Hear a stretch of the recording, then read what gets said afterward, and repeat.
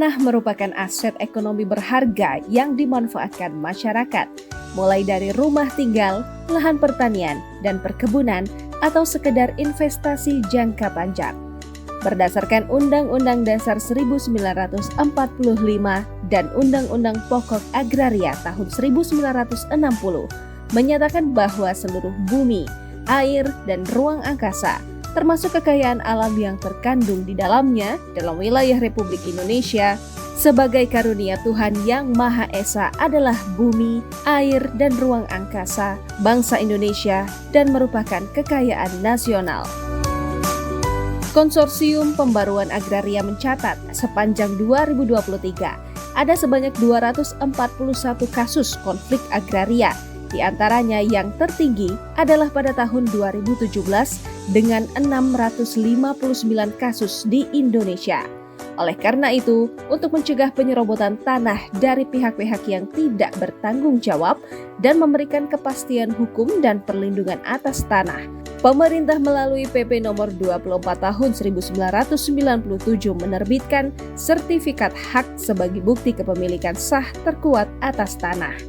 Lalu, bagaimana caranya mendaftarkan tanah untuk disertifikatkan pertama kalinya? Pertama, pemohon cukup datang ke kantor pertanahan terdekat, lalu menuju ke loket pengukuran dengan membawa syarat-syarat sebagai berikut. Pemohon akan dikabarkan oleh petugas apabila peta bidang tanah sudah keluar. Setelah bidang tanah terukur dan keluar peta bidang, pemohon kembali datang ke kantor pertanahan, lalu menuju ke loket analisis dengan membawa syarat-syarat sebagai berikut. Pemohon akan dikabarkan jika peta analisis penatagunaan tanah sudah terbit. Lalu, pemohon kembali datang ke kantor pertanahan dan menuju ke loket penetapan dengan membawa syarat-syarat sebagai berikut. Pemohon akan dikabarkan oleh petugas apabila SK pemberian hak atas tanah telah selesai. Kemudian, pemohon datang ke kantor pertanahan lalu menuju ke loket tematik dengan membawa syarat-syarat sebagai berikut. Setelah ini, pemohon akan dikabarkan apabila hasil cetak surat ukur telah dikeluarkan. Sebelum didaftarkan menjadi sertifikat, pemohon diwajibkan untuk membayar bea perolehan hak atas tanah dan bangunan atau BPHTB ke Dinas Pendapatan Daerah setempat.